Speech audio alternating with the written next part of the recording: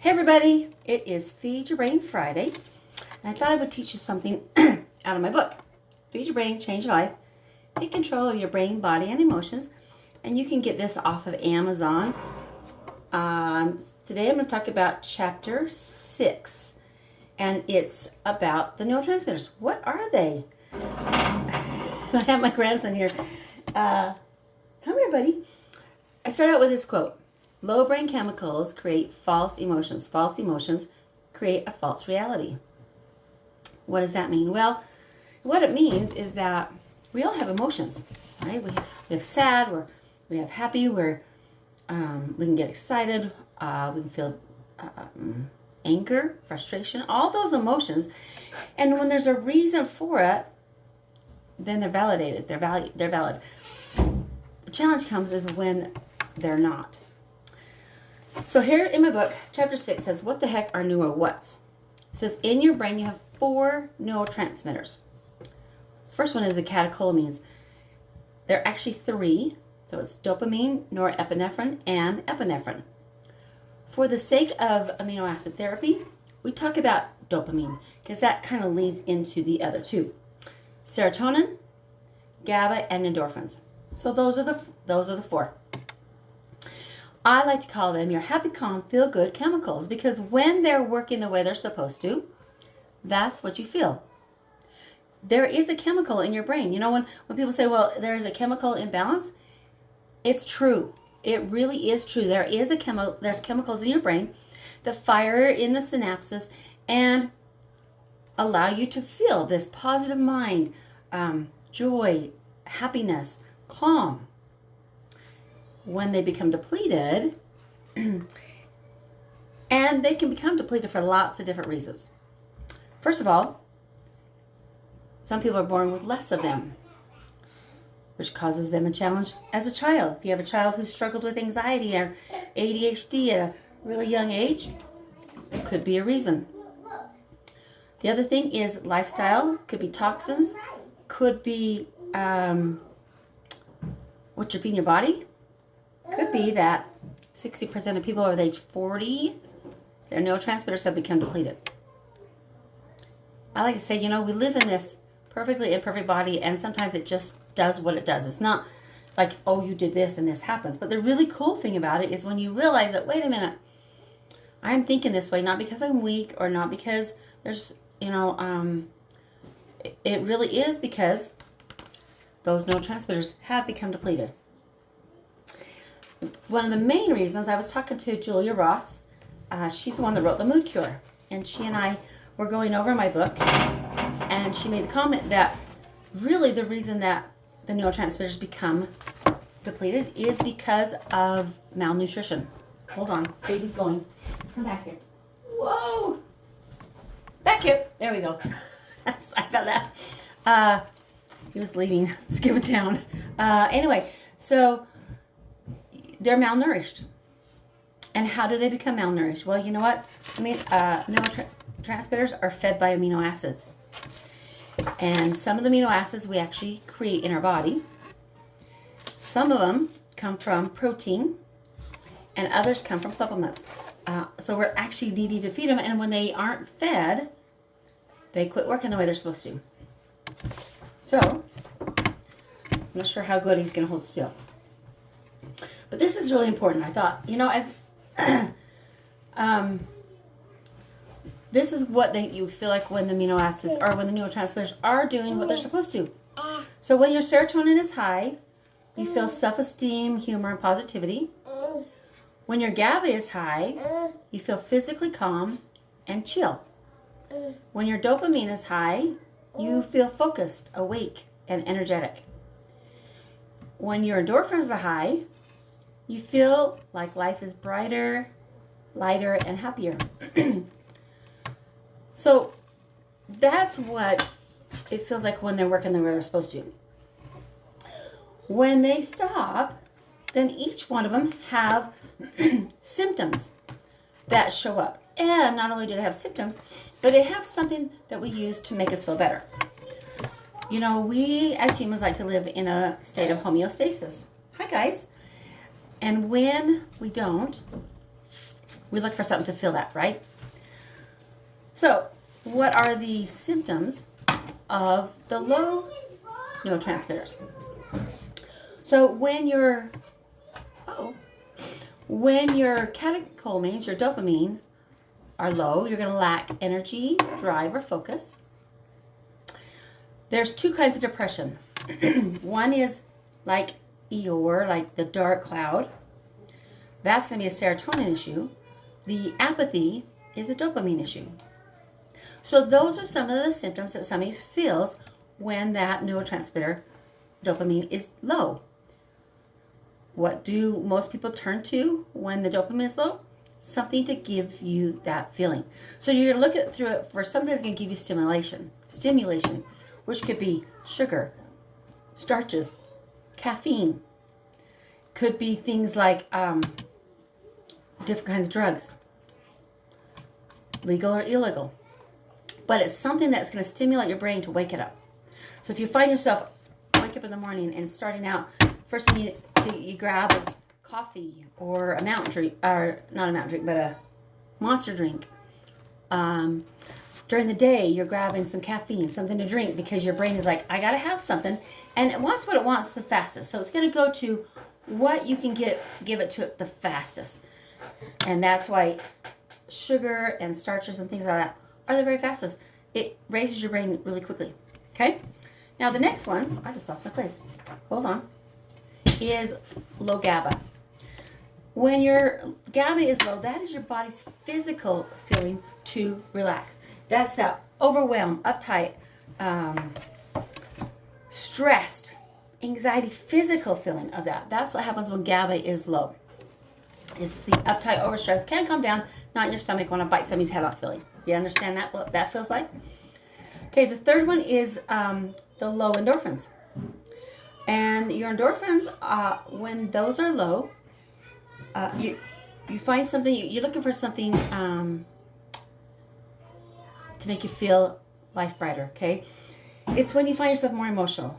When somebody says something to you and you take it offensively and you're like, you find yourself crying easily, and then look back and go, why did I take that? That wasn't even a big deal. It could also be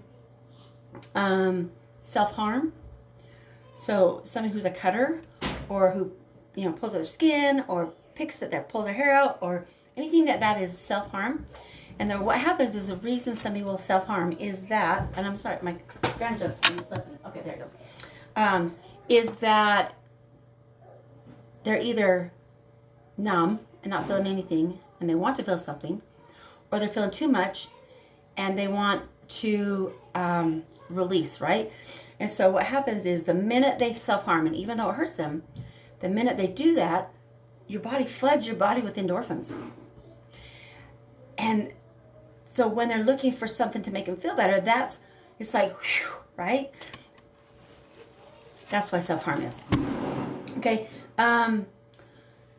It's a feeling of your craving for something, comfort, reward, or numbing. So comfort, I want to feel love. Reward, I deserve this. And numbing, I'm going to check out. Okay.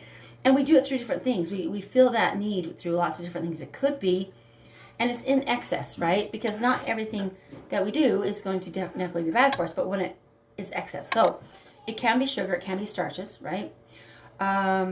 It can also be excessive behavior, like gaming or gambling, or too much internet, or too much television, or too much shopping, or even too much exercising. Or looking at things that are not conducive to our growth. And I'm not going to say it, because if I say it on here, then they might kick me off. But I'm sure you understand when I talk about, starts with the letter P. Anyway, those are the things that people turn to when they're looking for that feeling, right? Could also be, the interesting thing is that it could be drugs and alcohol. The main one with the endorphin issue is opiates. And the crazy thing about the opiate addiction is that is one, and they call it Russian roulette, because you don't choose that addiction, it chooses you. There could be somebody who's never had a problem at all with any addiction, and then they go in, they have a surgery, they get the opiates in the surgery, which is what helps them, so you don't feel what's going on in the surgery. And they give them opiates afterwards, and then they become instantly addicted. That's the scary part about that, okay? The other one is your serotonin. So when your serotonin is low, then you're going to find yourself craving something afternoon, evening. So like at 3 to 4 o'clock time, somewhere around there, maybe a little bit later, but you're craving something sweet, starches, chocolate, alcohol, marijuana, something that is going to feed that time period, because serotonin follows light. People's serotonin who is low, most of the time they wake up and they're feeling okay, but as the day goes on, if they have low serotonin, by afternoon, they're pretty much depleted of it. So they're craving that, craving something for sugar or starches, right? The feelings of low serotonin could be things like negativity, worry, depression, anxiety, OCD, perfectionism, irritability, rage. It's self-hatred. It's food. What is it? I've had a brain freeze. Food disorders, eating disorders. There you go. Had a brain freeze. Okay. So it's things like that that fit into that serotonin. And when your serotonin is low, so serotonin turns into melatonin. So when your serotonin is low, then you don't have melatonin. Melatonin is what helps you sleep. If you struggle with sleep because you can't get those racing thoughts to stop, that could be a serotonin issue. It's crazy, guys. And it's amazing because the cool thing about this is amino acids are so easy to get. The challenge can be, though, is if once those neurotransmitters have become depleted, it's hard to build them with food, right? Because protein feeds the neurotransmitters, the amino acids, right? The amino acids feed the neurotransmitters. And amino acids are just the building blocks of protein. So you get them from food, your body makes them, or you get them from a supplement. Yeah, the best part would be to get it from food. The challenge is once they become depleted, then it's really hard to say, okay, I'm going to eat this meat or this dairy or whatever that is, and then I want it to go into my brain, right? Because it's going to go to wherever it feels, where it digests, and then it goes to lots of different places. It goes to brain, it goes to muscles, it goes to your bones, it goes all over. So taking that meat that you need or whatever it is that's protein and saying I want all this to go into my brain doesn't work. So it's really hard to raise a neurotransmitter with protein. I'm sorry, I'm hearing my grandkids. I hear my little grandbaby. He's right next door and he's slamming the gate. I can hear my other two inside. So if I'm feeling a little bit unfocused, it's because it's Grandma Day, and I love Grandma Day. So the easiest way to build those neurotransmitters are with specific amino acids. Dopamine, it would be tyrosine. Now mine just happens to be called Tyrosine Energy Booster, so it tells you what it is, right? Serotonin is going to be help with 5-HTP. Mine is called 5-HTP Positive Mind. Tryptophan, which is usually helps with people at nighttime. Tryptophan Positive Sleep. GABA, GABA Chill. I love to say that, like take a chill pill, right? Chill out. You can tell that to your kids. Then we've got DLPA, and mine's called LPA HAPPY. That's going to help with endorphins. And the last one is glutamine, and L-Glutamine is craving be gone. And what glutamine does is it helps to keep your blood sugar level. Because when your blood sugar is level, right here in the front of your brain is called your prefrontal cortex. Its job is cognitive thought processes. It's going to make this is your outcome, right?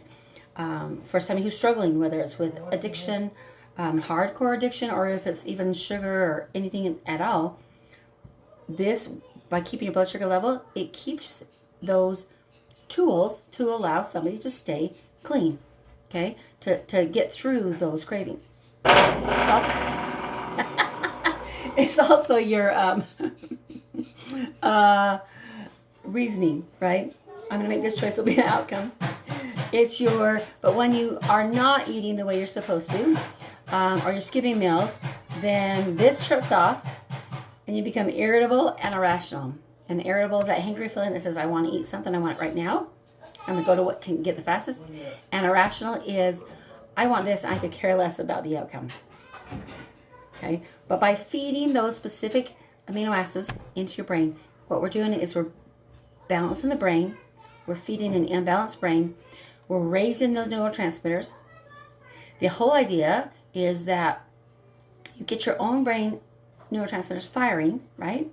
So that you can start to come down off the amino acids and eventually either have them for maintenance or not be on them at all. So you don't have to take them forever. You can, because they're just amino acids, but you don't have to. I hope this answered any questions. Reach out to me if I can answer any more. You can find me on my website. Just look up Hypno-Aminos and you'll find me. In the meantime, I'm going to go back being a grandma. Feed your brain Friday, guys. Keep smiling. Love you. I'm Shelly Jo with Shelly Jo Hypno-Aminos, also known as Amino Acid Lady. Make it a great day. Bye.